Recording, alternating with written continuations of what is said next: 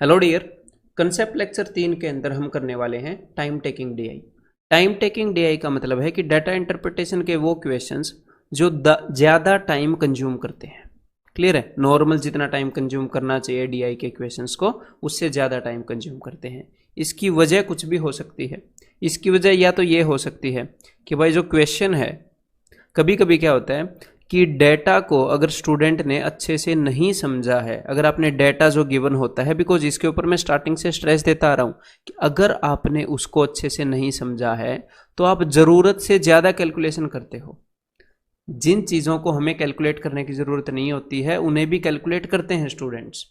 जो मिनिमम रास्ता है वो आप नहीं पकड़ पाओगे जब तक आपने डाटा को अच्छे से इंटरप्रेट नहीं किया हो, और साथ ही साथ में जब तक आपकी जो कंसेप्चुअल अंडरस्टैंडिंग है, जो अपने कोर चैप्टर्स हैं जैसे percentage, average, profit and loss, ratio and proportion, उनकी तब तक ये चांसेस रहते हैं कि कुछ क्वेश्चन के अंदर बिना वजह की कैलकुलेशन स्टूडेंट करेगा जिसकी नीड नहीं है। तो एक तो ये रीजन हो सकता है कि भाई नीडलेस, जिसकी ज़रूरत नहीं है, नीडलेस कैलकुलेशन कर रहे हैं।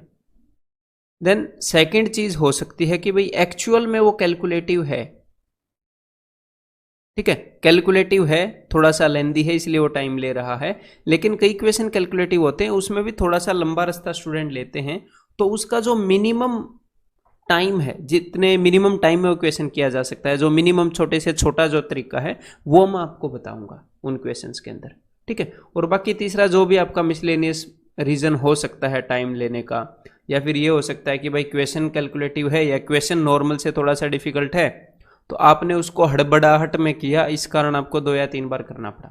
तो इसके अंदर काफ़ी सारे क्वेश्चंस हम प्रैक्टिस करेंगे ताकि कोई भी तरीका जो है वो छूटे ना, सारी चीज़ें कवर हो जाएं और आपको पता लग जाए कि अगर डीआई टाइम टेकिंग है भी तो किस तरह की होगी। ठीक है, और ऐसे क्वेश्चन भी करेंगे जो टाइम टेकिंग है डीआई में, और इतने टाइम टेकिंग है कि उनको एग्जाम में करने का फायदा नहीं है। तो अभी मैं क्या चाहता हूं, मैं ये चाहता हूं कि भाई ये जो क्वेश्चंस हैं ये मैं एक गो में करना चाहता हूँ। टाइम टेकिंग है, टाइम टेकिंग क्वेश्चन का एक आपको ध्यान रखना पड़ेगा क्या, कि अगर आपने मान लो फर्स्ट टाइम क्वेश्चन को करना स्टार्ट किया और उसके बाद बीच में कोई गड़बड़ी हो गई, तो आपको फिर से क्वेश्चन को स्टार्ट करना पड़ेगा। तो अगर आपने क्वेश्चन को एक बार ट्राई किया है, एक बार कर रहे हो, तो आपकी अप्रोच क्या होती है कि उसको मैं उसी बार में कर दूं, कोई गड़बड़ी ना हो। ठीक है, अभी आगे जो क्वेश्चंस आएंगे उनमें आपको पता चलेगा कि थोड़ी सी शांति दिमाग में होनी चाहिए। ठीक है, अगर आप काम रहोगे तो फर्स्ट अटेम्प्ट में उसको कर लोगे, अगर किसी भी स्टूडेंट को दोबारा करना पड़ा तो उससे तो बहुत ज़्यादा आगे निकल जाओगे, और ये चीज़ ज़रूरी भी है। तो अभी आपका दिमाग शांत होना चाहिए ताकि जो भी चीज़ मैं आपको बताऊं आपके समझ में आए। आराम से मुंह धो लो, आराम से कंफर्टेबल पोजीशन में बैठो, ईयरफोन लगा लो। ठीक है, और शांति से सारी चीज़ों को सुनिएगा, और कोई भी क्वेश्चन मेरे बताने से पहले खुद ट्राई करिएगा। तो चलिए अब स्टार्ट करते हैं फिर भाई पहले क्वेश्चन से। तो सबसे पहले क्वेश्चन का, और ये सारे जो क्वेश्चन है ये एक्चुअल एग्जाम में आए हुए क्वेश्चन है। कोई भी क्वेश्चन मैं जानबूझ के खुद से बनाऊंगा तो कितना भी कैलकुलेटिव और कितना भी डिफिकल्ट बना सकता हूँ। कोई भी अजीब सी बात पूछ लूंगा, डिफिकल्ट क्वेश्चन बनाना, कैलकुलेटिव क्वेश्चन बनाना कोई बड़ी बात नहीं है। कोई भी अजीब सी बात पूछ लूंगा, ठीक है, बन जाएगा कैलकुलेटिव, बन जाएगा डिफिकल्ट। लेकिन एक्चुअल में एग्जामिनर किस हद तक जाएगा, कितना लॉजिकल एग्जामिनर हो सकता है, उस चीज के ऊपर हमें कंसंट्रेट करना चाहिए। ठीक है, तो सारे एग्जाम में आए हुए क्वेश्चंस हैं। तो चलिए इस डेटा को एक बार पढ़ लीजिएगा, मैं भी आपको बताता हूं क्या डेटा है। और हाँ, ये सारे क्वेश्चन आपने मेरे साथ नहीं करने हैं। पहले आपने क्या करना है, जो आपने पीडीएफ का प्रिंट आउट निकाला है, सारे के सारे क्वेश्चंस को एक बार पहले ट्राई कर लो, जो time taking DI concept lecture 3 के जो क्वेश्चंस हैं। तभी आपको डिफरेंस पता लगेगा, तभी आप सीख पाओगे। अदरवाइज डायरेक्टली जैसे मैं बोल रहा हूँ वैसे कर लिया, फिर सीख नहीं पाओगे। एक बार आप इन क्वेश्चंस के अंदर से निकले हुए होने चाहिए, एक बार खुद ट्राई किया हुआ होना चाहिए क्वेश्चन अच्छे से, ये सारे क्वेश्चंस। तो पहले पीडीएफ से ट्राई करो, जो भी मैं बताता हूँ कोर्स मैंने बनाया है तो मेरे को पता है इसका बेस्ट यूज कैसे होएगा। ठीक है, हाँ, फिर मेरे साथ इस लेक्चर को इस तरह से देखो जैसे आप पहली बार देख रहे हो, एक बार सारे क्वेश्चंस को करके। अगर अब तक ऐसा नहीं किया है तो अब कर लो मेरे भाई। चलिए भाई अब स्टार्ट करते हैं। The table given below shows the number of applicants who have applied for exam at various centers as a percentage of total number of applicants। मैं साथ साथ में मतलब बताता रहूँगा। जो नीचे टेबल है ये क्या बता रहा है, ये बता रहा है दी नंबर ऑफ एप्लीकेंट्स, मतलब कि कितने एप्लीकेंट, कितने कैंडिडेट है जिन्होंने अप्लाई किया है, who have applied for exams at various centres, अलग अलग सेंटर पर, as percentage of total number of applicants. इसका मतलब क्या है, जितने भी बंदों ने एग्जाम के लिए अप्लाई किया है, कुछ लोगों ने एग्जाम सेंटर एफ पर पेपर दिया होगा, कुछ लोगों ने जी पर, कुछ लोगों ने एच पर, ठीक है। तो जितने भी लोगों ने अप्लाई किया है उनमें से कितने लोगों ने एफ पर अप्लाई किया, एफ पर, एग्जाम सेंटर एफ पर, ठीक है। मान लो टोटल जितने भी लोगों ने अप्लाई किया उसका 15% बंदों ने एफ पर अप्लाई किया, उसका 25% जो भी बनता है उतने बंदों ने एग्जाम सेंटर जी पे अप्लाई किया। क्लियर है। टोटल जितने भी कैंडिडेट हैं उनमें से 15% एफ पे पेपर देने आएंगे, 25% जी पर पेपर देने आएंगे। The table also shows the number of online applicants and absent applicants as a percentage of total applicant of each centre. इसका क्या मतलब है कि भाई जो एग्जाम सेंटर एफ है उसके ऊपर टोटल जितने भी बंदे हैं, एग्जाम सेंटर एफ के टोटल जितने भी बंदे हैं, मान लो ये सारे बंदे हैं जिन्होंने एग्जाम सेंटर एफ के लिए अप्लाई किया है, जो पेपर देने आए हैं, तो उसमें से 30% बंदे ऑनलाइन थे और बाकी के 70% बंदे ऑफलाइन पेपर दे रहे थे। ठीक है, दो मोड में पेपर को दे सकते हैं ना, ऑनलाइन एंड ऑफलाइन। ये जो एग्जाम सेंटर के है, इसके पर जितने भी बंदों ने अप्लाई किया है इस सेंटर पर पेपर देने के लिए, उसमें से 38% बंदे ऑनलाइन पेपर दे रहे हैं और बाकी के 62% ऑफलाइन पेपर देंगे। और उन्होंने क्या बताया, उन्होंने ये भी बताया है कि भाई एब्सेंट एप्लीकेंट कितने हैं। इसका क्या मतलब है, देखो कि एग्जाम सेंटर एफ पर जितने भी बंदे हैं जिन्होंने एग्जाम सेंटर एफ के लिए अप्लाई किया है, उसका 36% जो भी बनता है उतने लोग एब्सेंट थे। तो प्रेजेंट कितने थे, तो 100 में से 36 घटा दो, तो 100 में से 36 गए, 64% प्रेजेंट थे। यहां पर भी मैं 100 में से घटा रहा था। अगर 30% ऑनलाइन है तो 100 में से 30 गए, 70% ऑफलाइन होंगे। क्लियर है मेरे भाई। और आगे क्या बताया है, आगे उसने बताया है total number of applicants is इकाई, दहाई, सैकड़ा, हजार, 10,000, लाख, 10 लाख, 12 लाख। टोटल जो एप्लीकेंट है वो 12 लाख है। तो यहां पर अब मैं आपको एक चीज बताना चाहूंगा। देखो, अगर आपको ये निकालना है, ध्यान से सुनिएगा, कि एग्जाम सेंटर एच पर कितने लोग हैं जिन्होंने ऑनलाइन, जो ऑनलाइन एप्लीकेंट है, तो देखो टोटल स्टूडेंट कितने हैं, टोटल नंबर ऑफ एप्लीकेंट जो है वो 12 लाख हैं। तो टोटल 12 लाख बंदे हैं। 12 लाख का 15% जितना भी बनता है वो एग्जाम सेंटर एफ पर आए हैं। 12 लाख का 25% जो भी बनता है वो एग्जाम सेंटर जी पर पेपर दे रहे हैं। तो एग्जाम में जब आप क्वेश्चन को करोगे तो अब मैं जो आपको समझा रहा हूं आप ऐसे नहीं करोगे, ऐसे तो यहीं पर 5 मिनट लग जाएंगे। लेकिन आपको एक बार डेटा पढ़ना है कि गिवन क्या है, क्लियर कट होना चाहिए, चाहे आपकी एक पूरी मिनट लग जाए बिना किसी क्वेश्चन को किए, सिर्फ डेटा को समझने में। अगर डेटा इतना कॉम्प्लेक्स है कि आपकी समझने में 1 मिनट लग रही है, बात को गौर से सुनिएगा जरा। अगर डेटा इतना कॉम्प्लिकेटेड है कि आपको डेटा को समझने में 1 मिनट लग रही है, तो बिना डेटा को समझे जब क्वेश्चन को करोगे तो कितनी मिनट खराब करोगे फिर, और क्वेश्चन निकलेगा भी नहीं। अगर इतना ही कॉम्प्लिकेटेड है तो डेटा को समझना जरूरी है, चाहे कितना भी टाइम लगे। ठीक है, तो ये जस्ट मैं आपको एक बार आराम से समझा दूं, फिर धीरे धीरे क्या होगा, कितना भी कॉम्प्लेक्स डाटा होगा आप इजीली उसको समझ पाओगे। ठीक है, तो टोटल 12 लाख लोगों ने अप्लाई किया है। उस 12 लाख का 20% जो भी बनता है, ठीक है, 12 लाख का 20%, टोटल उतने एप्लीकेंट हैं एग्जाम सेंटर एच पर। तो इसका 20% यानी कि 20/100। ठीक है, 12 लाख इंटू 20/100। जस्ट एक बार यहां पर ट्रेवल करना चाहता हूं मैं बस। तो ये हो गए एग्जाम सेंटर एच के टोटल कैंडिडेट। और एग्जाम सेंटर एच के टोटल जितने भी कैंडिडेट थे उसके 52% जितने भी बनते हैं उन्होंने ऑनलाइन, वो ऑनलाइन एप्लीकेंट है, उन्होंने ऑनलाइन अप्लाई किया। ठीक है, तो फिर इसका 52% कितना होगा, 52/100। क्लियर है मेरे भाई, 52/100। तो ये हमने निकाल लिए एग्जाम सेंटर एच के ऑनलाइन एप्लीकेंट। अगर आपको यहीं पर ऑफलाइन निकालने थे तो भाई एग्जाम सेंटर एच पर जितने भी बंदे थे उनमें से 52% ऑनलाइन है, जितने भी बंदे थे, तो बाकी के 100 में से 52 गए, 48% बंदे ऑफलाइन होंगे, ये ऑफलाइन एप्लीकेंट्स हैं। सिमिलरली अगर आपको यहाँ पर निकालने हैं exam centre K present applicants, तो देखो एग्जाम सेंटर के पर एबसेंट कितने हैं 20%, तो प्रेजेंट कितने होंगे 80%। तो अब देखो टोटल एप्लीकेंट्स है 12 लाख का 16% जितना भी बनता है, 16% जितना भी बने उतने बंदे हैं एग्जाम सेंटर के पर के टोटल एप्लीकेंट्स। 12 लाख का 16% जितना ही बनता है उतने बंदे एग्जाम सेंटर ए के एप्लीकेंट्स हैं। उसमें से 20% एबसेंट रहे हैं और 80% इसका जो भी बनेगा, जितने भी एग्जाम सेंटर के पर बंदे थे उसका 80% जो भी था उतने प्रेजेंट थे। तो ये जो है मैं आपको ये नहीं बता रहा कि आपको ऐसे करके क्वेश्चन सोल्व करना है, वो अलग बात है कि हम क्वेश्चन को कैसे सोल्व करेंगे, बस आपको कंडीशन समझ में आनी चाहिए कि गिवन क्या है। अब आगे बढ़ूं, अब क्वेश्चन को सोल्व करना स्टार्ट करेंगे। तो अब सबसे पहले एक बार ये ट्राई कर लो, उम्मीद करता हूं कि आप एक बार पहले सारे क्वेश्चंस को ट्राई कर चुके होंगे, अब फिर से एक एक बार और ट्राई करेंगे और फिर सॉल्यूशन देखेंगे। तो देखो भाई, what is the ratio of total number of present applicants from exam centre K to the total number of offline applicants from exam centre J. देखो present applicant exam centre K present और exam centre J के offline, इनका हमने ratio बताना है। अब मेरी बात को ध्यान से सुनिएगा, ठीक है। अब कहां पर हम कितनी कैलकुलेशन करेंगे वो चीज मैटर करती है। टोटल कैंडिडेट कितने हैं, टोटल कैंडिडेट हैं 12 लाख, ठीक है।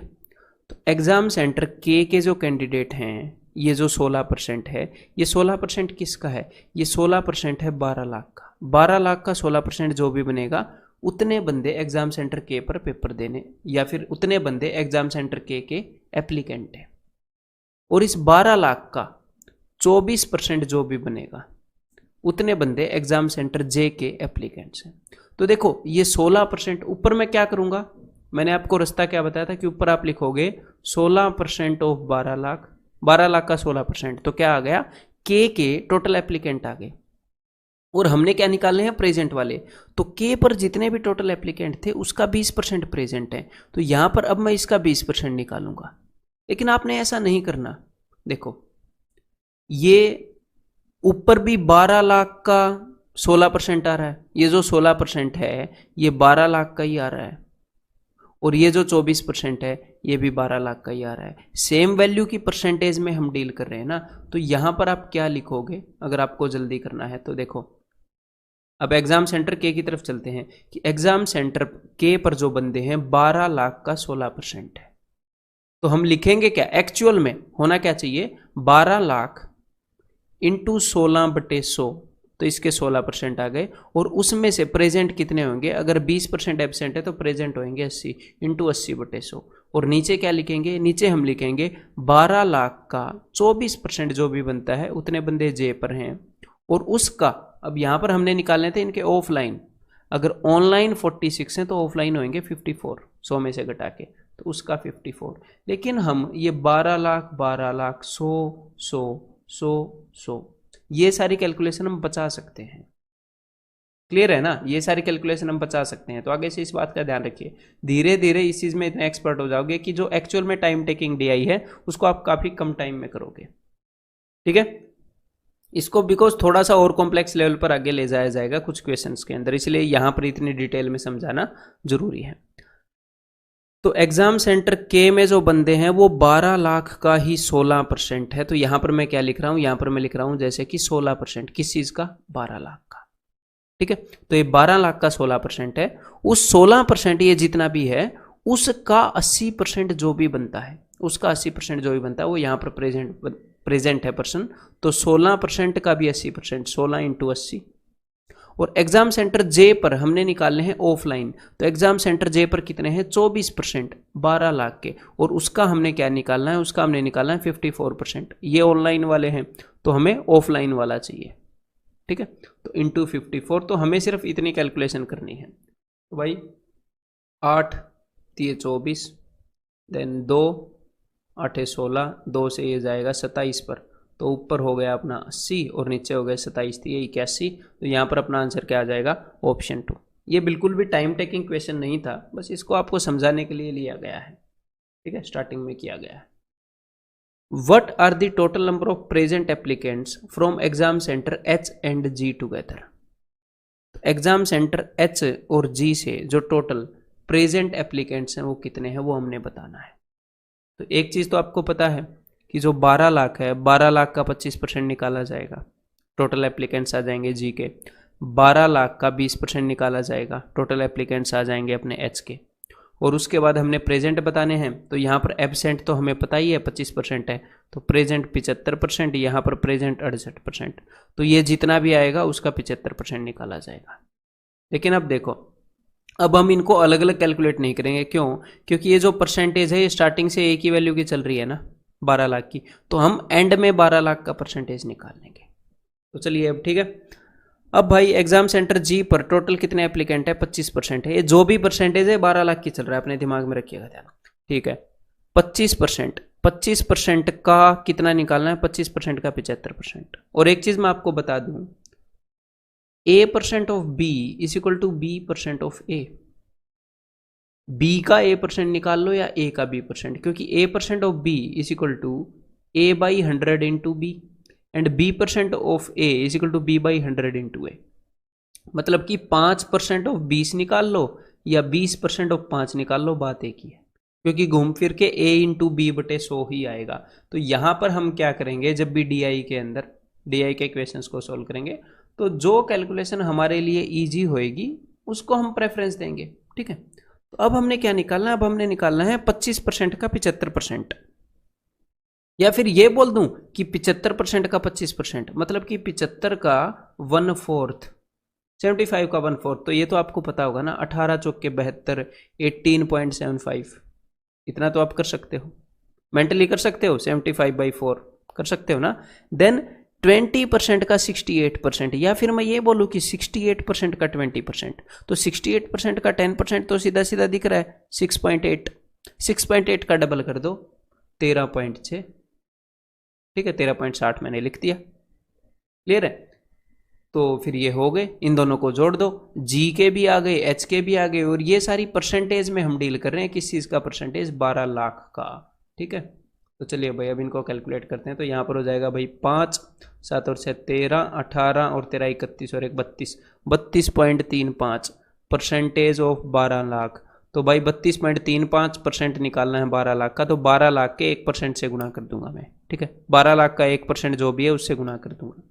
अगर 1% से 25 को गुना करोगे तो 25% आ जाएगा, 32 को गुना करोगे तो 32% आ जाएगा, ठीक है। तो 12 लाख, अब लाख जो है वो 1000 का 100 गुना होता है ना, 1 लाख में 100,000 होते हैं, मतलब कि 12 लाख का 1% है 12,000। बस आपने ये निकालना है। एक्चुअल में आप देखो तो मैं अगर एग्जाम में करूँगा तो मैं क्या करूँगा, देखो आपको भी ऐसा ही करना चाहिए। मैं यहाँ पर देखूंगा कि 25 का 75% निकालना पड़ेगा, क्यों? क्योंकि ये 25 है, तो 75 का 1/4 ये लिख लेंगे। फिर देखेंगे 68 का 20 ये लिख लेंगे, फिर इतना बन जाएगा, फिर यहाँ पर 12,000 करेंगे। बस इतनी सी कैलकुलेशन करनी है। यहाँ पर 2 के बाद पॉइंट है तो 2 जीरो को मैं हटा दूंगा। अब बस ये कैलकुलेशन करते हैं। तो 1 जीरो मैंने लगा दी, अब 12 का टेबल रिवाइज करना है। बस 12 5 60, 12 3 36, 42, 12 दूनी 24, 8, 12 3 36 और 2 38, 3 2 8 2 0 0, ऑप्शन 3 इज द आंसर, ठीक है। ये बताओ अब जरा, if A equals to 15% of total applicants who are present at exam center F, ठीक है, and B equals to present applicants at exam center K, then A is what percent of B? तो A जो है वो B का कितना percent है, यानी कि A by B into 100, ये चीज निकालनी है। तो A क्या है, A की वैल्यू मैं ऊपर लिखना चाहूंगा, ध्यान से देखिएगा। A क्या है, A is equal to 15% of किसी चीज का 15% है, कोई नहीं निकाल लेंगे 15% तो बाद में, पहले वो चीज तो निकाल लेना जिसका 15% है। A is equal to 15% of total applicants who are present at exam centre F। F पर जितने भी बंदे प्रेजेंट हैं वो उसका 15%, यानी कि उसके गुणा में 15/100 कर देंगे। ये है A की वैल्यू, 15% of total applicants who are present at exam centre F. तो देखो एग्जाम सेंटर एफ पर 12 लाख का कितने परसेंट है? ये 12 लाख का 15% है। आपके दिमाग में ये ग्राफ जरूर होना चाहिए, इसलिए मैं बार बार बता रहा हूं कि ये भी 12 लाख का परसेंटेज है। ये जो भी परसेंटेज आगे चलेगी 12 लाख के टर्म में चलेगी। और हमें क्या निकालना है? हमें निकालना है कि एक वैल्यू दूसरी वैल्यू की कितनी परसेंटेज है, मतलब सिर्फ रेशियो से बात बन जाएगी, तो एक्चुअल वैल्यू निकालने की जरूरत नहीं है। तो एग्जाम सेंटर एफ पर टोटल कैंडिडेट्स कितने हैं? 15%। किसका? 12 लाख का। तो इस 15% में से कितने प्रेजेंट है? इस 15% में से प्रेजेंट है मेरे भाई, एब्सेंट 36% है, तो प्रेजेंट है 64। तो इसको मैंने इंटू 64 कर दिया। तो ये जो आ गई, ये क्या आ गई? ये वो वैल्यू आ गई। ध्यान से सुनिएगा, अगर आप एक्चुअल में, मैं क्या कर रहा हूं, ये एक्चुअल में 15/100 इंटू 64/100 इस टाइप से होना चाहिए था। ये 12 लाख का 15% का, इस 15% यहां पर ये 15% जो भी वैल्यू आएगी उसका 64% जो भी आएगा उतने बंदे प्रेजेंट हैं। अब ये आ गया F P, exam centre F पर जितने प्रेजेंट है उसका 15% बोल रहे हैं ये, तो चलो उसका 15% मैंने निकाल दिया, उसके गुणा में 15/100 कर दिया। अब बी क्या है? बी है B equals to present applicants at exam centre के। एग्जाम सेंटर के पर जो प्रेजेंट एप्लीकेंट्स हैं, तो एग्जाम सेंटर के पर क्या है? टोटल 16%। 12 लाख का 16% है ना ये भी। और उसका भी, उसका कितना परसेंट? उसका 80%। तो 16 इंटू 80। तो एक बार इस 15 को हटा दो, एक बार, नहीं तो आपको कंफ्यूजन होगी। इस 15 को हटा दो। अगर मैं आपको ये बोलता कि एग्जाम सेंटर एफ पर जितने बंदे प्रेजेंट हैं वो, और एग्जाम सेंटर के पर जितने बंदे प्रेजेंट हैं उनका रेशियो निकालो, तो ऐसे निकाल सकते थे ना कि एफ पर 12 का 15 इंटू 15 का 64, यहां पर 16 इंटू 80, ऐसे हम रेशियो निकाल सकते थे। बस इसके बाद एग्जामिनर ने क्या किया? एग्जामिनर ने किया कि एग्जाम सेंटर एफ पर जितने बंदे प्रेजेंट हैं उसका 15%, ऊपर वाली वैल्यूज ने ये बोली, इसीलिए यहां पर 15/100 है। समझ में आ रही है? और कोई भी डाउट हो ना तो थोड़ा सोचो, आपका सोचना बहुत ज्यादा जरूरी है। अगर टीचर आपके सारे डाउट क्लियर करने लगेगा ना एक एक, तो गड़बड़ होगी, एग्जाम कभी भी क्रैक नहीं कर पाओगे। कई डाउट होते हैं जरूरी क्लियर करने के लिए, और कई डाउट होते हैं सोचकर क्लियर करने। ठीक है मेरे भाई? तो अब देखो यहां पर मैंने क्या किया, मैंने ऊपर ए की वैल्यू लिख ली और नीचे बी की वैल्यू लिख ली, और ये इंटू 100 करना रह गया है, अभी मैंने इंटू 100 कर दिया। तो A is what percent of B पूछा था। अब ये सोल्व होके जो भी आएगा वो अपना आंसर होएगा। तो भाई 100 से 100 कैंसिल आउट हो गया, 16 चौके 64, देन 4 से ये चला जाएगा 20 पर, देन 5 तिये 15, 5 चौके 20, 15 तिये 45/4, यानी कि 11 1/4, 11.25%। आंसर क्या हो जाएगा? ऑप्शन 2। तो यहां पर अगर एक्चुअल में आपका दिमाग क्लियर है, डेटा अच्छे से पढ़ रखा है, तो मैं एग्जाम में सिर्फ इतना लिखता हूं, लाइक दिस मच, नीचे 100 भी लिखता हूं, यहां पर भी 100 लिखता हूं, मतलब उसको काट देता हूं, तो उतने में ही ये क्वेश्चन ज्यादा देर का नहीं है। समझने में एक बार थोड़ा सा टाइम देना पड़ेगा कि अच्छा ये गिवन है, स्टार्टिंग में आधी मिनट देनी पड़ेगी स्टार्टिंग में जब डेटा को समझोगे। उसके बाद हाँ एक और बात, जब इस तरह के क्वेश्चंस को मैं एग्जाम में करता हूं, आपको बताता हूं, भाई दिमाग शांत होना चाहिए, मतलब कि हड़बड़ाहट नहीं होनी चाहिए, ऐसे कर दूं ऐसे कर दूं, ऊपर नीचे कोई एक वैल्यू मिस हो गई फिर से कैलकुलेट करोगे कि नहीं, मेरे को एक बात बताओ। और जब दोबारा कैलकुलेट करोगे तो कितनी ध्यान से करोगे? तो स्टार्टिंग में ही ध्यान से कर लो है? तो चलिए, जब हमें काफ़ी दूर जाना है, जब क्वेश्चन अगर ऐसा लगे कि थोड़ा सा टाइम टेकिंग है, तो स्टार्टिंग से ही ध्यान से करो। जब हमें लंबा रास्ता जाना हो, मान लो 300 किलोमीटर कहीं जाना है, तो फिर गूगल मैप लगाते होगे नहीं कि भाई कहीं बीच में गड़बड़ होगी तो बहुत ज़्यादा लंबा पड़ जाएगा, है? तो स्टार्टिंग में ही केयरफुल। अब next question, total number of offline applicants from exam centre H K and F. H K और एफ से जो टोटल ऑफलाइन कैंडिडेट्स हैं are how much less than the total number of present applicants from G and J. तो हमें क्या निकालना पड़ेगा? Actual value निकालनी पड़ेगी कि एच के एफ से जो ऑफलाइन कैंडिडेट है वो कितने कम हैं, किन से? जितने जी और जे पर जो प्रेजेंट कैंडिडेट है उनसे। क्लियर है? तो कोई दिक्कत नहीं है, घबराने की बात नहीं है, अभी कर देते हैं। देखो तो भाई एच के और एफ इनके हमने निकालने हैं ऑफलाइन। तो देखो ये 15% है टोटल एफ। और अब मैं सारी परसेंटेज में डील करूंगा, जो भी परसेंटेज होगी वो 12 लाख की परसेंटेज है। 12 लाख का 15% है, 12 लाख का 20% है, जो भी परसेंटेज है 12 लाख की चलेगी। एंड में एक बार परसेंटेज निकालूंगा आंसर निकालने के लिए, बीच में एक बार भी नहीं निकालूंगा, बस सब कुछ परसेंटेज में चलता रहेगा। ठीक है, तो देखो तो एफ की बात करते हैं। एफ पे टोटल 15% है और हमने निकालने हैं ऑफलाइन। तो अगर ऑनलाइन 30 है तो 70। अब आपने करना क्या है, अब आपने निकालना है 15 का 70% या 70 का 15%, जो भी है। अब देखो 15 इंटू 70/100 यही होएगा ना, 15 का 70% निकालना है या 70% का 15% निकालना है। तो 15 इंटू 70/100 ऐसे होएगा इन दोनों का प्रोडक्ट। तो मुझे पता है कि इन दोनों की गुणा होएगी और 2 जीरो, यानी कि 2 के बाद पॉइंट रखना है। तो मैं मन ही मन में 15 7 105 10.5 लिख देता हूं। ऐसे कर सकते हो ना, टेबल याद है ना 15 का 10.5। उसके बाद नीचे आ जाते हैं। अब हमने देखना है 20 का 48% या 48 का 20%। तो ये इजी है, 48 का 10% 4.8, मुझे पता है 48 तो 99 9.6। कैलकुलेशन में अब तक कोई दिक्कत नहीं है।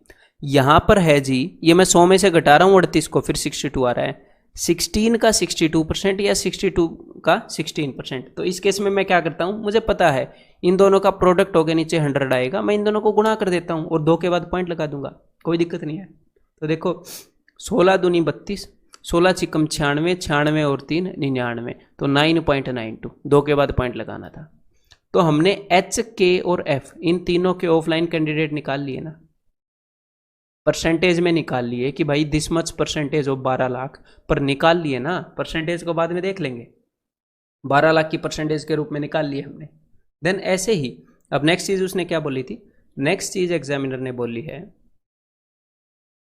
कि भाई जी और जे के जो प्रेजेंट एप्लीकेंट्स हैं, तो जी और जे, तो जी में 25%, इसके प्रेजेंट कितने हैं, प्रेजेंट है भाई साहब यहाँ पर 75%, एबसेंट 25% है।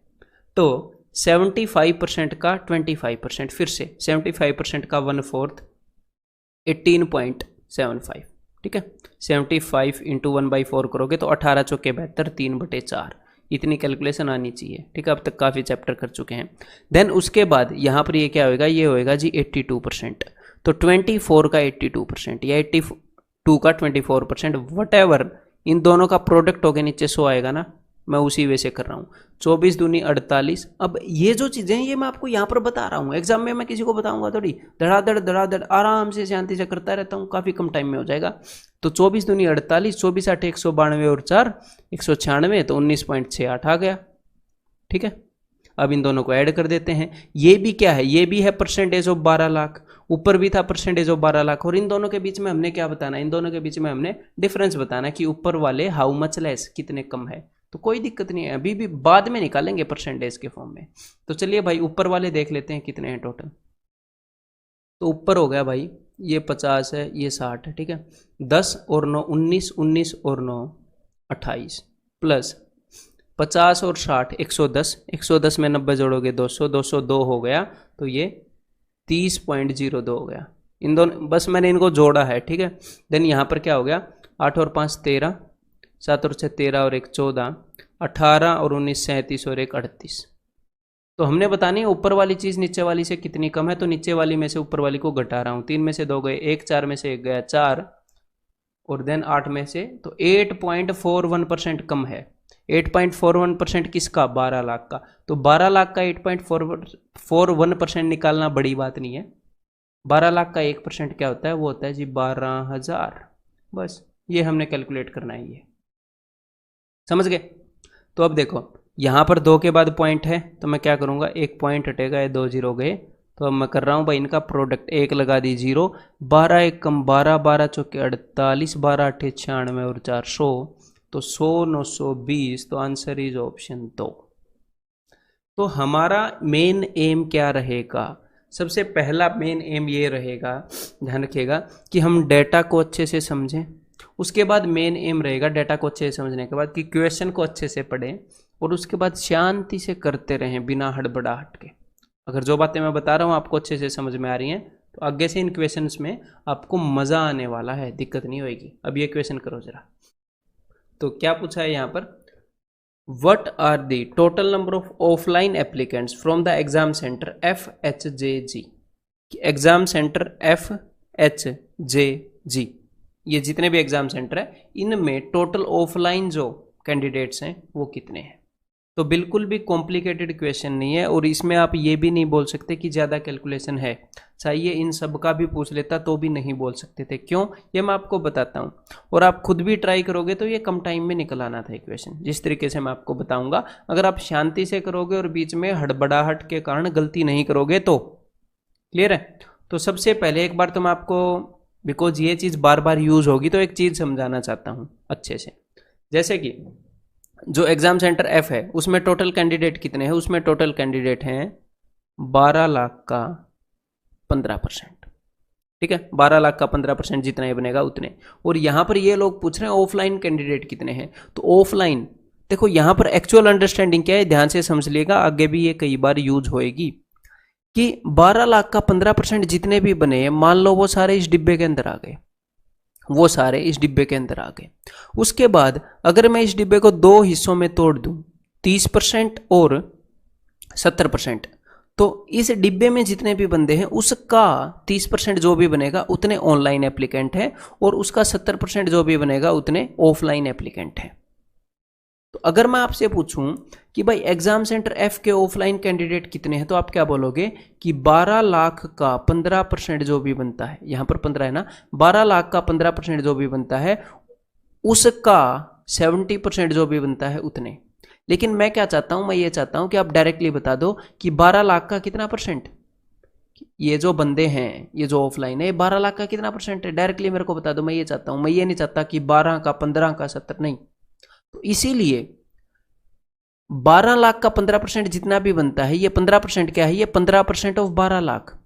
अगर उसका आप 70% निकाल लोगे, 12 लाख का 15% जो भी बनता है जितने भी बंदे हैं, अगर उसका आप 70% निकालोगे तो सारे ऑफलाइन वाले आ जाते हैं। तो इस 15% का 70% क्या होता है, 15% का 70% होता है 10.5%। तो मतलब कि इसका मतलब क्या है कि 10.5% ऑफ 12 लाख। जब मैं पहले क्वेश्चंस के अंदर इस 15% का 70% निकाल रहा था, इस 15% का 70% निकाल रहा था, तो मैं ये कह रहा था कि ये जो कैंडिडेट हैं जो ऑफलाइन हैं, ये जो ऑफलाइन कैंडिडेट हैं, ये 15% का भी 70% है, 12 लाख के 15% का 70%। मैं निकाल रहा हूं कि डायरेक्टली ये 12 लाख का कितना परसेंट है, डायरेक्टली 12 लाख का 10.5%। ऐसे ही एग्जाम सेंटर जी में टोटल जो एप्लीकेंट हैं वो 12 लाख का 25% है, और उस 25% का 56% जो भी बनता है वो ऑफलाइन है। तो मैं डायरेक्टली देखना चाह रहा हूं कि 12 लाख के टर्म में अगर मैं 12 लाख को एज ए बेस मानूं परसेंटेज का, तो उसका कितना परसेंट बनते हैं, ये जो बंदे हैं ये उसका कितना परसेंट है। तो जो भी चीज हम कर रहे हैं उसको हम 12 लाख की परसेंटेज के रूप में लिख रहे हैं, ताकि हम उनको इजीली, सेम नंबर की परसेंटेज होगी तो उनको हम इजीली जोड़ पाएं, घटा पाए, और एंड में एक ही वैल्यू का परसेंटेज लिख दें, बार बार हमें परसेंटेज ना निकालना पड़े। ठीक है, तो 12 लाख का 15% एग्जाम सेंटर एफ में टोटल कैंडिडेट है, उसका 70% ऑफलाइन है जितने भी टोटल थे, क्योंकि 30% ऑनलाइन है। तो भाई 15% ऑफ 70% या 70% ऑफ 15% एक ही बात है, इस 70% का 15% निकाल दो। या फिर मैं क्या करता हूं, 15 × 70/100 मन ही मन में इतना अज्यूम कर लेता हूं, 15 × 7 = 105, और 2 के बाद 0 लगेगी ना, 10.5 आएगा ये, बिकॉज एंड में भी 0 है। तो जो भी जब बेस्ट होएगा वो हम करेंगे, एक चीज को चिपकेंगे नहीं। ऐसे ही 25% ऑफ, 25% ऑफ व्हाट, 56। तो 25% का 56% निकाल लो, या 56% का 25%, और 25% क्या होता है, 1/4। तो 56 का 1/4 14%। ये सारे काम मेंटली हम कर सकते हैं। ठीक है, यहां पर मेरे को 48% लिखने की जरूरत नहीं है, ये देखने के लिए कि 48% का 20% निकालना है, जो कि 9.6 होएगा, 10% को डबल करना है। उसके बाद क्या है, उसके बाद हो गया 54%, 54% का 24%। तो यहां पर मैं क्या करूंगा, यहां पर इन दोनों को गुणा करके मन ही मन में, मेरे को पता है नीचे 100 आएगा तो 2 के बाद पॉइंट लगा दूंगा।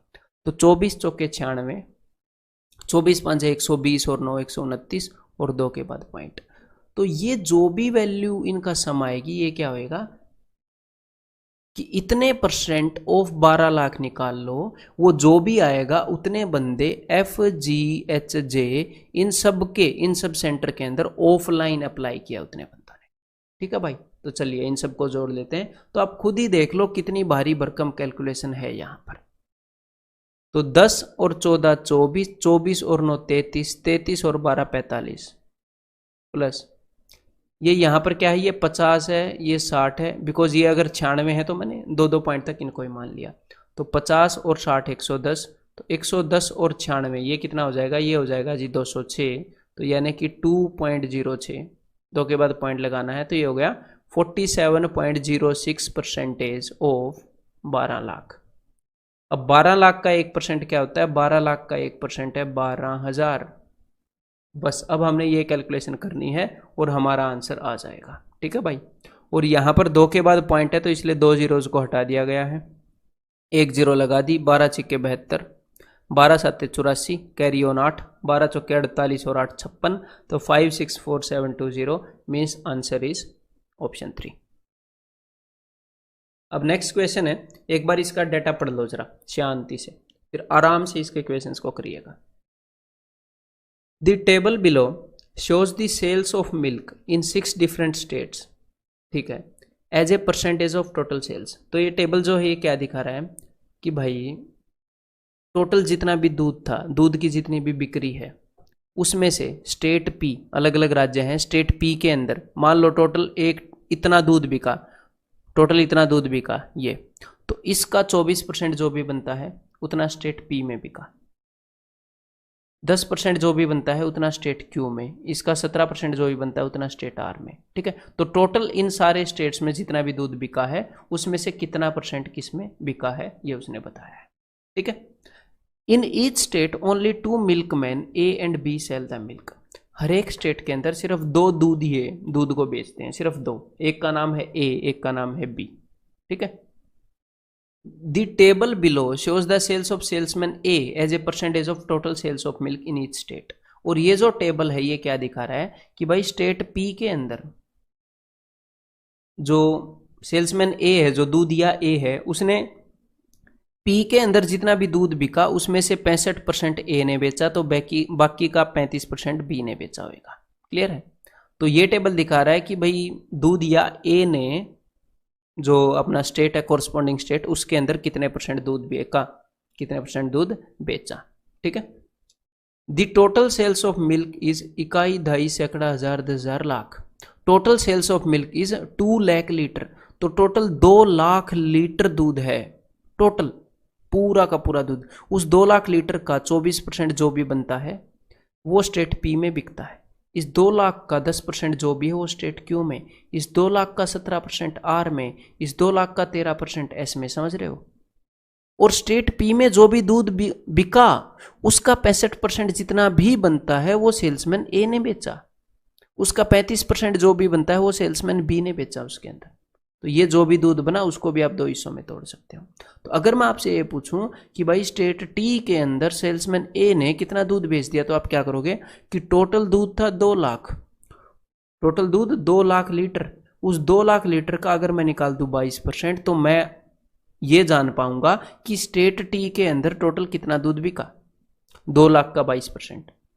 और अब स्टेट टी के अंदर जितना भी दूध बिका था उस दूध का 60% जो भी बनता है वो सेल्समैन ए ने बेचा था। तो ये सेल्समैन ए का बेचा हुआ दूध आ गया टी के अंदर, कि टी के अंदर कितना दूध बेचा। तो समझ रहे हो, डेटा समझ में आ गया क्या है, इसलिए इतनी देर से बोल रहा था। अब क्वेश्चंस को करते हैं। ठीक है, ये ट्राई करो जरा।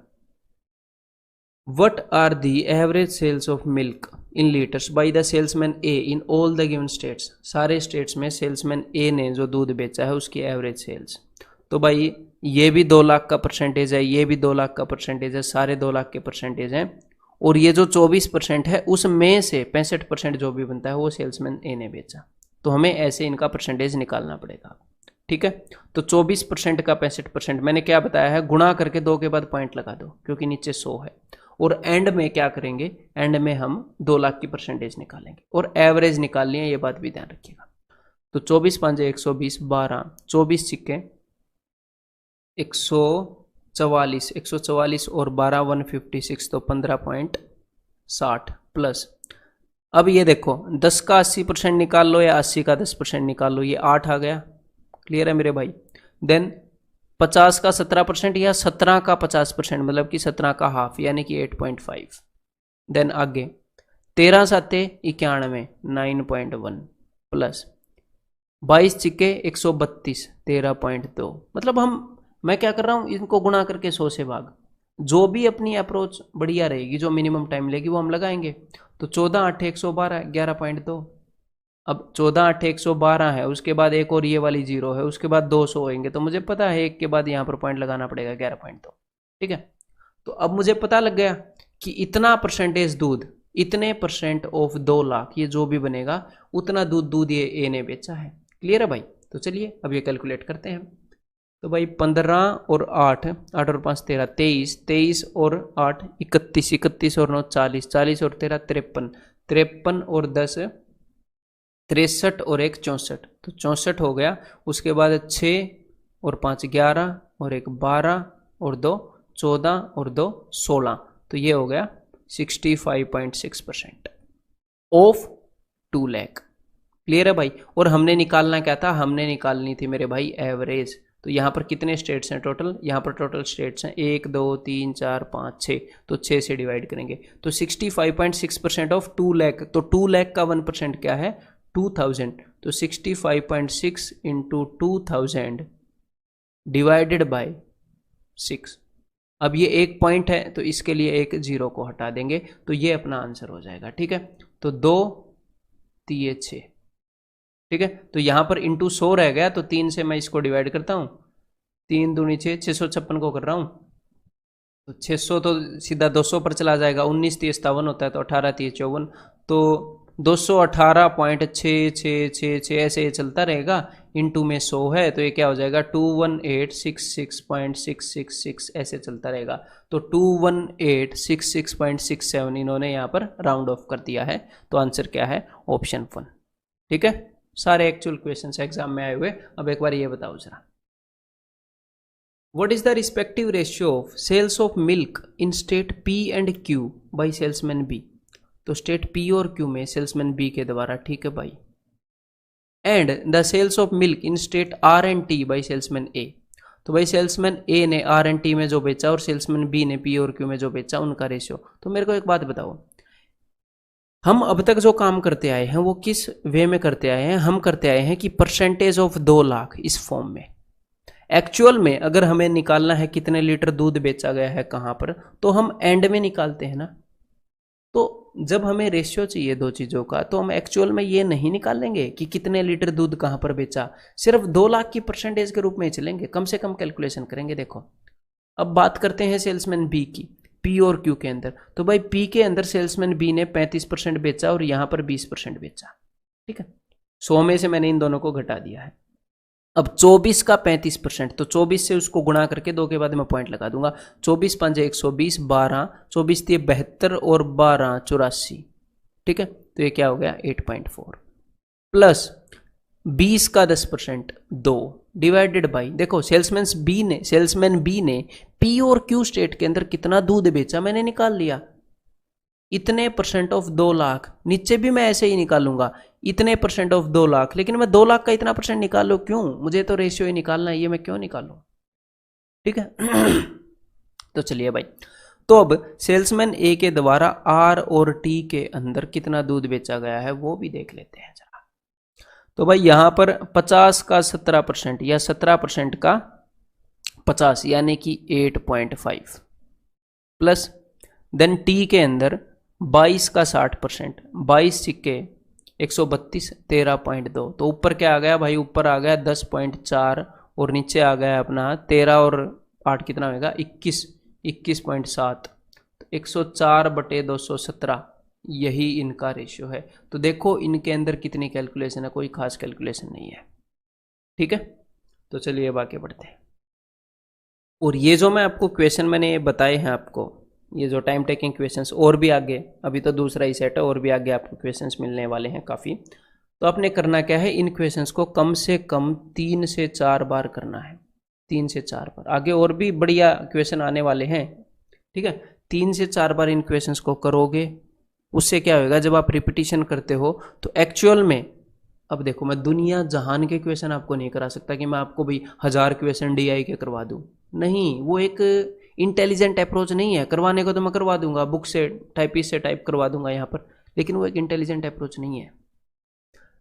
जब आप बार बार रिपीट करोगे इन इक्वेशंस को, तो इनके मतलब बैकएंड पर, मतलब कि जो कंसेप्चुअल जो चीज़ है, कि हाँ जो एक अंडरस्टैंडिंग है जिसके बेस पर मैं ये बोल सकता हूँ कि मेरे सामने कोई भी क्वेश्चन लेके आओ मैं वो कर दूंगा, तो जब बार बार रिपीट करते हो चीज़ को तो आपको वो पकड़ में आ जाती है अपने आप ही, ठीक है। इसीलिए बोलते हैं कि भाई प्रैक्टिस से बात बनती है। तो इनको करना 3 से 4 बार, फिर आपका डर निकल जाएगा, आपको ये इजी लगने लग जाएंगे। स्टार्टिंग में टाइम टेकिंग भी लग रहे होंगे, तो 3 से 4 बार करोगे तो उसके बाद किसी नए क्वेश्चन को भी करोगे, उसको भी काफ़ी कम टाइम में कर लोगे फिर आप, ठीक है। अब ये क्वेश्चन करते हैं। What will be the central angle in degree formed by the average sales of milk in state Q, T and S together?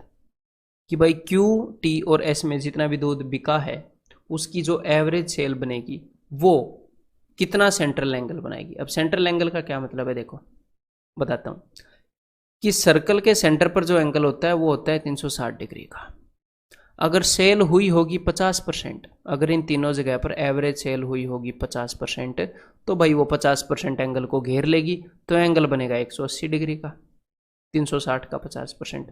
अगर सेल हुई होगी 10%, तो वो सिर्फ 10% एंगल को घेर पाएगी, 360 का 10% हो जाएगा 36 डिग्री। तो सिर्फ ये देख लो कि भाई यहाँ पर एवरेज सेल है वो कितनी हुई है क्यू, टी और एस के अंदर, क्लियर है। उस हिसाब से बता देंगे कितना सेंटर एंगल जो है वो कितने डिग्री का घेरेगी। तो भाई 10, 13 और 22, तो 2 और 1 3 और 1 4, 40, 40 और 5 15, 45। तो 45% दूध यहाँ पर इन तीनों में बिका है, लेकिन एवरेज बतानी है तो ऑन एन एवरेज सिर्फ 15% दूध बिका है, ऑन एन एवरेज सिर्फ 15% दूध बिका है, तो 15% सेंट्रल एंगल वो घेर पाएंगे इनकी जो एवरेज सेल है। तो भाई इसका 10% 36 है और 5% कितना है, 5% 18, तो 10 और 5 15% कितना हो जाएगा 54। तो सिर्फ 54 डिग्री का एंगल ये घेर पाएंगे, क्लियर है। बिल्कुल इजी क्वेश्चन था ये भी। अब ये बताओ जरा, what will be difference in litres in the sale of milk in state T by salesman B, कि सेल्समैन बी ने स्टेट टी में जो सेल की, and the total sale of milk in state R and S together, और state R और S में जो total sale है उसमें, और सेल्समैन बी ने जो स्टेट टी में दूध बेचा है उसमें क्या डिफरेंस है। कोई बड़ी बात नहीं है। तो आर और एस में बताओ भाई, आर और एस में यहाँ पर 30% दूध बेचा है, 2 लाख का 30% जो भी बनता है उतना दूध बेचा गया है। और स्टेट टी के अंदर सेल्समैन बी ने कितना बेचा है वो भी देख लेते हैं। सेल्समैन ए ने बेचा है 60% ऑफ 22%, सेल्समैन बी ने बेचा है 40% ऑफ 22%। तो 22% का 40, 22 चौके 88, यानी कि 8.8%। तो 30% और 8.8% में कितना फर्क होगा, 30 में से 9 गए 21, 21.2% का फर्क होगा। अब ये 21.2% किसका, 21.2% ऑफ 2 लाख, तो अभी निकाल लेते हैं। 21.2 इंटू 2000, 2 लाख का 1% 2000 होता है। तो 1 पॉइंट से एक जीरो गई, 2 जीरो आ गई, 212 का डबल 424। तो यहाँ पर अपना आंसर क्या हो जाएगा, ऑप्शन 2, ठीक है। अब ये बताओ जरा, what is the difference in litres between the sale of milk in state R by salesman A, तो स्टेट आर के अंदर सेल्समैन ए ने, and the sale of milk in same state by salesman B, उसी state में, यहीं पर देख लेते हैं। तो भाई सेल्समैन ए ने कितना दूध बेचा, सेल्समैन ए ने बेचा 50% दूध, तो सेल्समैन बी ने कितना बेचा होगा, सेल्समैन बी ने बेचा होगा 50%, बाकी का 50%। तो भाई इन्होंने बराबर दूध बेचा है। स्टेट आर के अंदर सेल्समैन ए और सेल्समैन बी ने आधा आधा दूध बेचा है, तो यहाँ पर आंसर क्या हो जाता, ऑप्शन 2 0, ऑप्शन 2 0 ही इसका आंसर है, ठीक है। हाँ, लेकिन अगर कहीं और वो पूछ लेता है एग्जामिनर, मान लो यहाँ पर उसने पूछ लिया कि भाई स्टेट क्यू के अंदर सेल्समैन ए और बी ने जो दूध बेचा है उसके अंदर डिफरेंस बताओ, तो देखो टोटल 2 लाख लीटर दूध है, 2 लाख का 10% जितना भी बनता है उतना दूध स्टेट क्यू में बिका है, उसका 80% सेल्समैन ए ने बेचा है, उसका 20% सेल्समैन बी ने बेचा है। तो इन दोनों का डिफरेंस कितना है? इन दोनों का डिफरेंस है भाई 60%। किस चीज का 60%? ये 10% का 60%, या 60% का 10% कह लो, यानी कि 60 का 10% 6%, मीन्स 6% ऑफ 2 लाख जितना भी बनता है, जितना भी बनता हो, उतना डिफरेंस है किस चीज के बीच में? स्टेट क्यू में सेल्समैन ए और सेल्समैन बी ने जो दूध बेचा है उसके बीच में उतना डिफरेंस है। तो 2 लाख का 1% क्या है? 2000, और 2000 इंटू 6 12,000, तो इनके बीच में 12,000 लीटर का फर्क है। ये आप मेंटली भी कर सकते थे। पूरा ग्राफ समझ में आ गया ना? अब नेक्स्ट क्वेश्चन एक बार ये पढ़ लो जरा, मजा आ जाएगा ये भी करके। The table given below shows the information about the bats manufactured by 6 different companies। 6 अलग अलग कंपनियां हैं, RSTUVW, जो बैट्स बनाती हैं।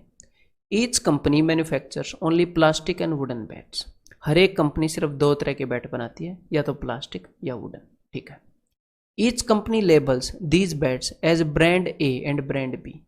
हर एक कंपनी इन बैटों को ब्रांड ए और ब्रांड बी लिख देती है बैट के ऊपर, मतलब नामकरण कर देती है, ये ब्रांड ए है, ये ब्रांड बी है, नाइक है, ये एडिडास है, ऐसे। The table shows the number of plastic bats as a percentage of total bats manufactured by each company. तो ये टेबल क्या दिखा रहा है? कंपनी आर ने जितने भी बैट बनाए, जितने भी, उसमें से 55% प्लास्टिक बैट बनाए और 100 में से 55 गए, 45% वुडन बैट बनाए। क्लियर है? ये टेबल ऐसे बता रहा है। तो उसने प्लास्टिक बैग कितने बनाए, ये टेबल ऐसे बता रहा है, प्लास्टिक बैट। तो वुडन बैट का भी पता लगी जा रहा है बाय डिफॉल्ट। अब आगे देखते हैं। It also shows the ratio of wooden bats labelled A and B. यहां पर ध्यान रखिएगा, वुडन बैट्स की बात हो रही है।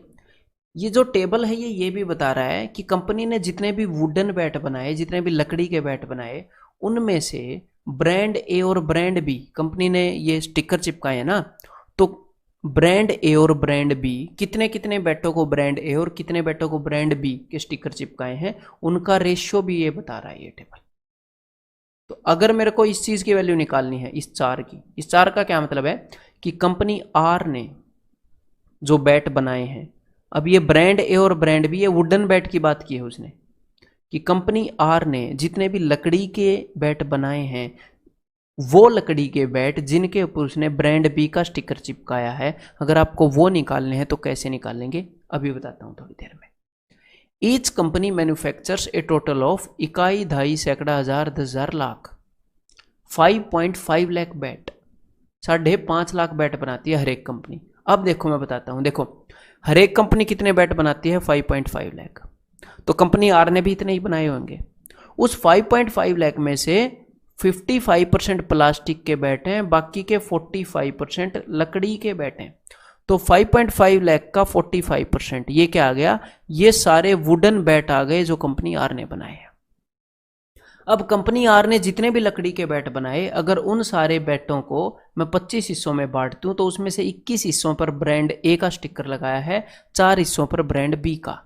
तो अगर मेरे को ब्रांड बी का निकालना है, मतलब हर 25 बैट में से 4 बैट ब्रांड बी के हैं लकड़ी के बैटों में से, तो अगर मैं यहां पर 4/25 कर दूं, तो ये सारे वो वुडन बैट आ जाएंगे जिनके ऊपर ब्रांड बी का स्टिकर लगा है, कंपनी आर ने ये जो भी बनाए हैं। तो समझ में आ गया? ये पूरा खेल समझ में आना चाहिए, इसलिए मैं एक चीज बताता हूँ स्टार्टिंग में, अदरवाइज ये ऐसे करनी जरूरी नहीं है। जब मैं डाटा को अच्छे से पढ़ता हूँ तो अच्छा ये चीज गिवन है, उसके बाद क्वेश्चन को करने का मजा होता है। क्लियर है? डाटा कितना भी कॉम्प्लेक्स हो, एक बार समझो फिर आगे बढ़ो। तो चलिए अब हम भी आगे बढ़ते हैं। डाटा समझ में आ चुका है, तो हर एक क्वेश्चन को मेरे से पहले ट्राई करिएगा। What is the total number of wooden bats of brand A manufactured by company T? कि भाई कंपनी टी ने ब्रांड ए के जो वुडन बैट्स बनाए हैं वो कितने हैं? तो देखो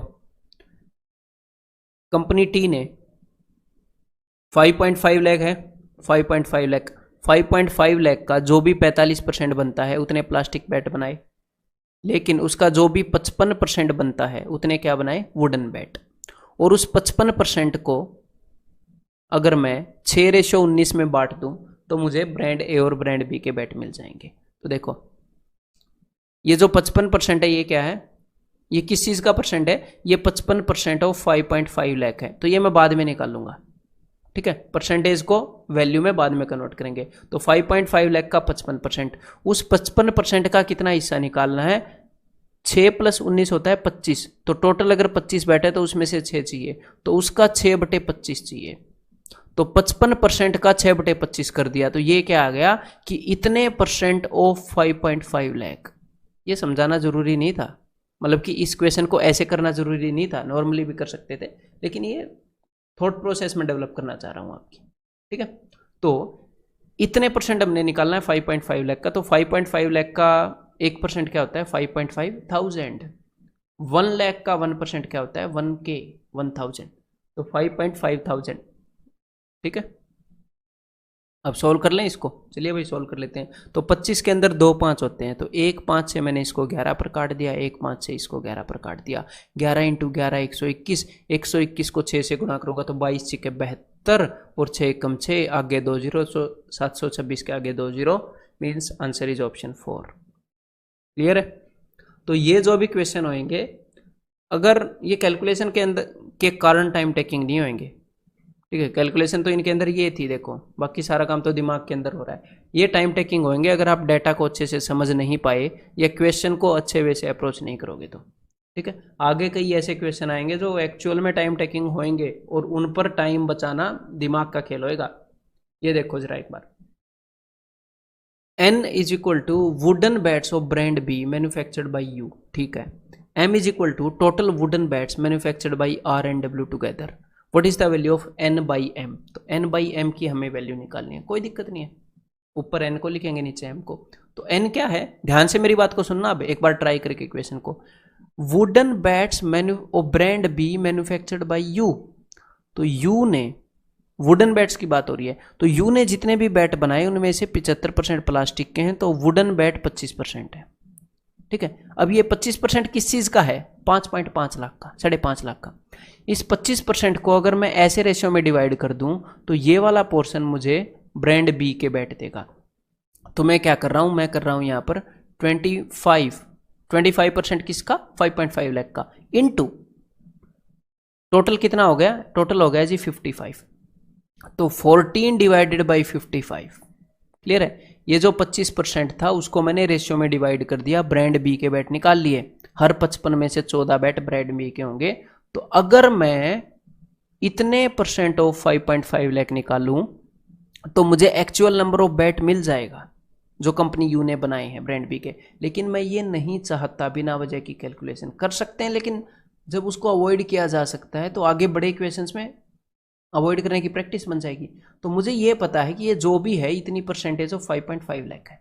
अब आगे बढ़ो, देखो total wooden bats manufactured by R and W together, तो देखो R and W पे आते हैं, तो कंपनी R ने जितने भी बैट बनाए उसके 55% क्या है, उसके 55% प्लास्टिक के हैं, बाकी के 45% वुडन बैट्स हैं। 45% किसका, 45% ऑफ 5.5 लाख। हर एक कंपनी ने 5.5 लाख बैट बनाए ना, 5.5 लाख का 45%, ठीक है। स्टेट कंपनी आर ने वुडन बैट बनाए, और डब्ल्यू ने 5.5 लाख का 60% वुडन बैट बनाए, तो ये भी 5.5 लाख का परसेंटेज है, ये भी 5.5 लाख का परसेंटेज है। इन दोनों को जोड़ दो भाई, वो यही बोल रहा है ना, manufactured by R and W together, तो 105% ऑफ 5.5 लाख। तो देखो नीचे भी 5.5 लाख की परसेंटेज, ऊपर भी, तो समझ रहे हो, इसलिए मैं बोल रहा था अवॉइड करो, हमें सिर्फ ये वैल्यू निकालनी है, तो कैलकुलेशन क्यों करें, ठीक है। यहां पर समझाने में टाइम लग रहा है, अदरवाइज इतना लंबा खेल नहीं है ये। तो नीचे 105, अब इसको सोल्व करते हैं भाई। तो 25 के अंदर 2 5 होते हैं, 1 5 से मैंने इसको काट दिया 11 पर, 1 5 से मैंने इसको काट दिया 21 पर, 7 × 21 7 दूनी 14, तो ये हो गया भाई 2/33। तो 2/33 काफ़ी बढ़िया वैल्यू है। अगर इसकी आपको परसेंटेज निकालनी है तो एक बढ़िया तरीका बताता हूँ, देखो उस तरीके से तो आप मेरे ख्याल निकाल ही लोगे, डिवाइड करके तो आप निकाल ही लोगे। एक दूसरा तरीका बताता हूँ, काफ़ी बढ़िया वैल्यू हमें मिली है एक चीज़ डेमोन्स्ट्रेट करने के लिए। देखो 1/11 का परसेंटेज वैल्यू पता है, 1/11 को जब हम इंटू 100 करते हैं तो मैंने आपको क्या बताया था, ये जब नीचे 11 हो तो ऊपर 9 का टेबल चलता है, तो जब हम इंटू 100 करते हैं तो ये आता है। अगर आप इंटू 100 नहीं करोगे, परसेंटेज में सीखा होगा, तो ये एक्चुअल में क्या होएगा, तो ये एक्चुअल में 0.09009 ऐसे रहेगा ये, ठीक है। 1/11 अगर मुझे निकालना है 1/33, तो यानी कि 1/3 यहां पर 3 से डिवाइड करूं, उसका यही मतलब है ना। तो ये क्या हो जाएगा, ये हो जाएगा ये 1/33 की वैल्यू है ये। अगर मुझे निकालना है 2/33, तो दोनों साइड 2 से गुणा करूंगा, तो ये क्या हो जाएगा, ये हो जाएगा भाई ये। तो 2/33 की वैल्यू ऐसे आप इजीली निकाल सकते हो। क्लियर है, 2/77 की भी निकाल लोगे ऐसे, मतलब ऐसी वैल्यू जो हमारी परसेंटेज वाली फ्रैक्शन के आसपास वाली फ्रैक्शन की पूछे तो आप ऐसे मैनिपुलेट कर सकते हो। और 0.061 ऐसे करके उसने लिख दिया है, इसको राउंड ऑफ कर दिया है ना एग्जामिनर ने। ये देखो आंसर क्या है, ऑप्शन 2। अदरवाइज आप कन्वेंशनली इसको भाग देकर हम निकालते हैं वैसे निकाल लोगे। 33 से 2 तो भाग होएगा नहीं, फिर आप क्या करोगे, फिर आप एक 0 लगा के ट्राई करोगे। 0 लगाकर भी ट्राई नहीं हुआ तो फिर आप पॉइंट लगाओगे, इसको मतलब पॉइंट लगाकर 0 लगाओगे। ठीक है, फिर आप क्या करोगे, एक और 0 लगाओगे, यहां पर एक और 0 दोगे, तो फिर ये 6 पर जाएगा। तो 180 और 18 198, उसके बाद 2 बचेगा, ये 6 पर चला गया। और ऐसे ही आप कन्वेंशनली इसको डिवाइड करोगे। ठीक है, अब ये बताओ जरा एक बार, P is equal to sum of wooden bats of brand B manufactured by S and wooden bats of brand A manufactured by W। मतलब P कोई चीज है, ठीक है। Q is equal to difference of brand B wooden bats and brand A wooden bats manufactured by U। ठीक है भाई, Q भी कोई चीज है। What is the value of P and Q? Sorry, what is the value of P minus Q? तो P और Q का डिफरेंस बताना है, P माइनस Q की वैल्यू। तो चलो अभी बता देते हैं, कोई दिक्कत नहीं है। तो सबसे पहले P निकाल लें और इसको परसेंटेज में ही रखेंगे, 5.5 लाख की परसेंटेज में, एंड में देख लेंगे जो भी बनेगा अपना। ठीक है, चलो भाई, sum of wooden bats of brand B manufactured by S. तो manufactured by S, brand B, S द्वारा बनाए गए ब्रांड बी के वुडन बैट्स। तो देखो 70% प्लास्टिक के बना दिए, 30% वुडन बैट्स। तो इस 30% को रेशियो में बांट दूं ना, कौन से वाला पार्ट चाहिए, 7, 15 में से 7। ये आपको समझ में आना चाहिए मैं जो भी बता रहा हूं। तो 15 दूनी 30, 7 दूनी 14। ये तो चलो सॉर्टेड है, मजे आ गए। आगे मतलब कंपनी एस द्वारा ब्रांड बी के वुडन बैट्स मैंने निकाल लिए इजीली। ठीक है, 30 को 8:7 में बांटूंगा तो 15 दूनी 30 है, ऐसे भी देख सकते थे, 16 और 14।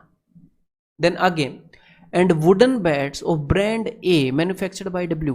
तो डब्ल्यू ने जो ब्रांड ए के वुडन बैट्स बनाए हैं, तो प्लास्टिक के 40% बैट, 60% लकड़ी के बनाए हैं ब्रांड डब्ल्यू ने। और ये जो भी परसेंटेज है 5.5 लाख का चल रहा है, हर एक कंपनी ने 5.5 लाख बैट बनाए हैं। तो 60% को 5:6 में डिवाइड करना है, टोटल 11 पार्ट में डिवाइड करना है, और 5 पार्ट ब्रांड ए के वुडन बैट्स को रिफ्लेक्ट करते हैं। तो 60 × 5/11। तो ये तो हो गई P की वैल्यू, दो चीजों का सम निकालना था, P की वैल्यू। चलो अब आगे बढ़ते हैं, अब आगे हम निकालते हैं Q की वैल्यू। Q क्या है, difference of brand B wooden bats and brand A wooden bats manufactured bye U। चलो भाई देखते हैं, कंपनी यू ने ब्रांड बी और ब्रांड ए के जो वुडन बैट बनाए हैं उनका डिफरेंस। तो कंपनी यू पर चलते हैं। कंपनी यू ने जितने भी बैट बनाए, 5.5 लाख बैट बनाए, उनका 75% प्लास्टिक के बना दिए, 25% वुडन बना दिए। और उसको 25% को अगर मैं 2 पार्ट्स में बांट दूं, या फिर ऐसे छोड़ो 2 पार्ट्स में नहीं, अगर मैं 25% को टोटल 55 पार्ट्स में बांट दूं, तो 41 पार्ट किसके बनेंगे, ब्रांड ए के, और 14 पार्ट्स किसके बनेंगे, ब्रांड बी के। लेकिन मुझे क्या चाहिए, डिफरेंस बिटवीन जो कंपनी यू ने ब्रांड ए और ब्रांड बी के जो बैट बनाए उनके बीच में डिफरेंस। तो देखो 41 और 14 के बीच में कितना डिफरेंस है, 11 में से 4 गए 7, 3 में से 1 गए 2, 27 पार्ट्स का। अगर मैं टोटल 55 पार्ट्स में बांट दूं कंपनी यू द्वारा बनाए गए लकड़ी के बैटों को, तो उसका 27 पार्ट जो भी बनेगा वो उनका डिफरेंस है। तो ये क्या आ गया, 25 × 27/55। समझ में आ गई बात। कैलकुलेशन को मैं कम कर रहा हूं, इतने % ऑफ 5.5 लाख।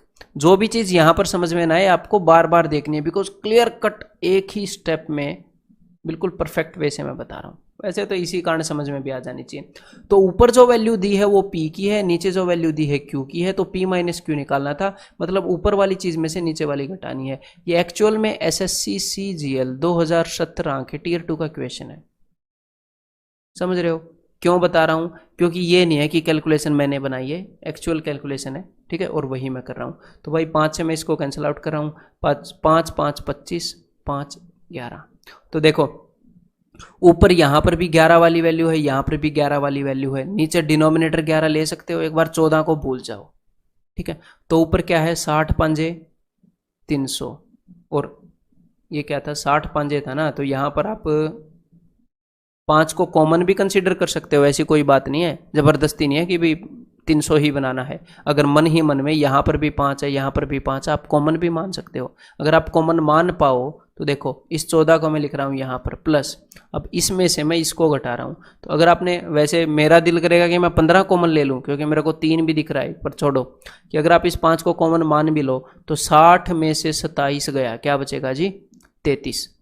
तो 33/11। तो बस हमने ये सोल्व करना है। तो 11 दिए 33, 5 दिए 15, 15 प्लस 14 29। अब ये 29 क्या है, 29% ऑफ 5.5 लाख। 5.5 लाख का 29% निकालना है। तो 5.5 लाख का 1% क्या है, 5.5K, यानी कि 5500। चलिए अब इसको कैलकुलेट करते हैं, 20 देन बाई 29 इंटू 5500। कैसे भी कर लो, पहले इसको 11 से मल्टीप्लाई कर दो या 5 से मल्टीप्लाई कर दो, मैं डायरेक्टली मल्टीप्लाई कर रहा हूँ। 29 पांजे कितना होगा भाई, 30 पांजे होता है 150, तो 145 होएगा, 5 कैरी ओवर हो गया 14, 29 पांजे 145, तो ये हो जाएगा अपना 159। तो 1595 के आगे 20, ये है अपना आंसर। क्लियर है? तो ये जो मैं क्वेश्चंस हैं ये मैं इस वे से बता रहा हूँ कि हो सकता है मेरे बताने में ज़्यादा टाइम लग रहा है, लेकिन वो बहुत ज़रूरी है आपकी ऐसी थिंकिंग हैबिट को डेवलप करने के लिए। बाद में जब आप 3-4 बार करोगे तो ये क्वेश्चन कुछ नहीं है, मैं आपको बता रहा हूँ। और भी क्वेश्चन जो इस टाइप के हैं या जो भी कैलकुलेटिव लगते हैं, आप उनको बहुत अच्छे से कर लोगे अगर ये थिंकिंग आप डेवलप कर पाए तो। ठीक है, तो अब एक बार ये क्वेश्चन ट्राई करो जरा। Taking all 6 companies together, how many wooden bats of brand A have been produced. सारी कंपनियों ने मिलाकर ब्रांड ए के कितने बैट प्रोड्यूस करे हैं। थोड़ी सी कैलकुलेशन लेगा इक्वेशन, लेकिन कोई दिक्कत नहीं है। देखो हमने निकालने हैं ब्रांड ए के सारे बैट, ठीक है, तो देखो अभी निकाल देते हैं। तो ये जो भी परसेंटेज है, हर एक कंपनी ने 5.5 लाख बैट बनाए हैं जी, क्लियर है। तो बाद में निकालेंगे ना परसेंटेज, 5.5 लाख की परसेंटेज, मतलब एक्चुअल आप स्टार्टिंग में भी निकाल सकते हो कि भाई हर एक कंपनी ने ब्रांड ए के एक्चुअल में कितने बैट बनाए, लेकिन मैं वैसे पसंद नहीं करता, मैं परसेंटेज में ही रखता हूँ और एंड में निकालूंगा। क्लियर है? तो अब चलिए, तो भाई कंपनी आर ने 55% प्लास्टिक के बनाए। अब मैं यहाँ पर वुडन बैट्स लिखूंगा 45%, और मैं वैसे तो मैं यहाँ पर लिखना भी नहीं चाहूँगा, मैं डायरेक्टली ऐसे लिखना चाहूँगा कि 45%, और मैं सिर्फ ब्रांड ए के देखना चाहता हूँ, तो यहाँ पर मैं लिखूंगा 21/25। टोटल 21 और 4 25 होता है, तो 21/25। नेक्स्ट, अगर ये 70 है तो मैं लिखना चाहूँगा 30 इंटू, और यहाँ पर ये तो मुझे पता है कि अगर 30 को 8:7 में बांटूंगा तो 8 की जगह पर 16 आएगा। 8 और 7 15 है, 15 का डबल है 30, तो 8 का डबल 16, प्लस देन यहाँ पर है 55, तो 55% का 6 आउट ऑफ 25, देन 25% का 41/55, देन 40% का, यहाँ पर 100 में से 60 गए 40 का 7/7 + 15 22, आगे 40% का 40 नहीं सॉरी 100 में से 40 घटाना है ना, 100 में से 40 गए 60, 60% का 5/11, 5 और 6 11। अब हमने ये सोल्व करना है, तो चलिए अब सोल्व करते हैं। 5 5 सा 5 9 सा, देन 5 11 सा 5 5 सा, देन यहाँ पर 5 11 5 5, 2 11 2 20, देन यहाँ पर 11। तो जो भी 11 वाले हैं उनको अलग से कंसीडर कर लो, जो भी 5 वाले हैं उनको अलग से कंसीडर कर लो, ऐसे कर लेते हैं ना। तो चलो भाई, तो 21 निमे 189 189, और यहाँ पर क्या है 11 छिके 66, तो इन दोनों को जोड़ लेते हैं, तो ये कितना हो जाएगा 18 और 6 24, 240, 9 और 6 15, 255/5।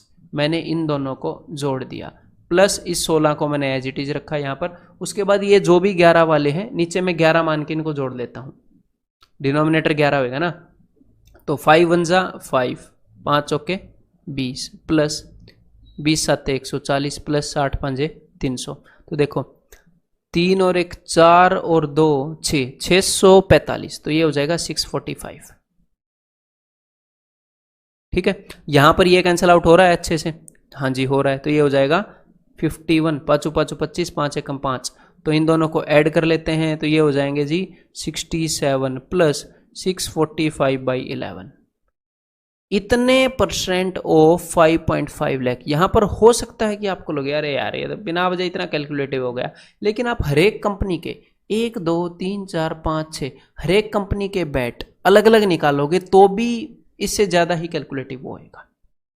क्लियर है? तो मेरे को आपको बताना है मिनिमम वे, जब आप परसेंटेज में सोचते हो तो very rare chance, very very rare कि आप मार खाओगे कैलकुलेशन के अंदर। ठीक है, तो 5.5 लाख का इतना परसेंट निकालें, ये कोई दिक्कत नहीं है इसको निकालने में। कैसे, देखो अभी निकाल देते हैं। तो कल इस चीज को तो सोल्व करना आता है ना, 4 5 20 और 1 21/4। ठीक है, ऐसे ही सोल्व कर लेते हैं। तो 11 × 67 क्या होएगा, 7 3 7। क्लियर है? प्लस 645, तो 7 और 6 13, 1300, 4 और 3 7, 1370 और 7 और 5 12, तो 1382, तो ऊपर आ गया 1382। इतने परसेंट ऑफ 5.5 लाख, तो 1382/11%, तो 5.5 लाख का 1% क्या होता है, 5.5 के। ये बात मैं बार बार बोल रहा हूं आपको बताने के लिए, सोचना इसके बारे में।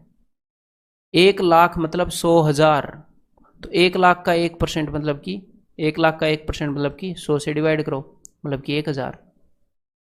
ठीक है, तो अब बस ये हमने सोल्व करना है। 11 5 55, 2 0 एंड में आ गई, 5 से उसको मल्टीप्लाई कर दूंगा, 5 दूनी 10, 5 8 40 और 1 41, 13 5 65 और 4 691 के आगे 3 0 हैं कहीं पर, ऑप्शन 1 के अंदर है। क्लियर है मेरे भाई?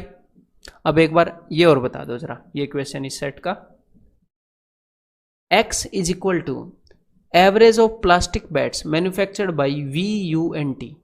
कंपनी VU और T ने जितने भी प्लास्टिक बैट बनाए हैं उनकी एवरेज x है। ठीक है, y क्या है, y is wooden bats of brand A manufactured by V। ठीक है, और x और y का डिफरेंस बताना है, तो कोई दिक्कत नहीं है, पहले x निकालते हैं। तो कंपनी VU और T ने जितने प्लास्टिक बैट बनाए हैं वो देखते हैं। तो देखो VUT, अब ध्यान से मेरी बात सुनो, ये 60% क्या है, ये 60% है 60% ऑफ 5.5 लाख। 5.5 लाख का 60% जो भी बनता है उतने प्लास्टिक बैट बनाए हैं कंपनी वी ने। और 5.5 लाख का, क्योंकि हर एक कंपनी ने 5.5 लाख बैट बनाए हैं, तो 5.5 लाख का 75% जो भी बनता है उतने प्लास्टिक बैग बनाए हैं कंपनी यू ने।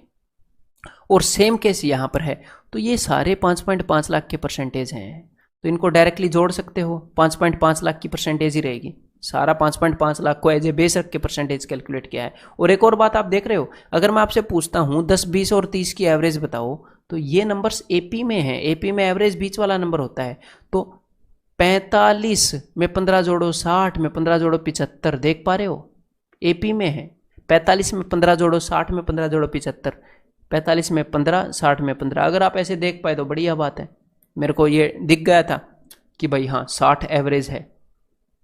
अदरवाइज इन सब को ऐड करके 3 से डिवाइड करोगे तो भी 60 आएगी। तो कंपनी VUT ने जितने भी प्लास्टिक के बैग बनाए उनकी अगर आप एवरेज निकालोगे तो वो आ रहा है 60% ऑफ 5.5 लाख। 5.5 लाख का 60% जितना ही बनता है। और आपको पता है कि 5.5 लाख की ये परसेंटेज कैलकुलेट करने की जरूरत नहीं है, इसको इसी फॉर्म में रहने देते हैं। तो x की वैल्यू हमारे पास मिल गई है।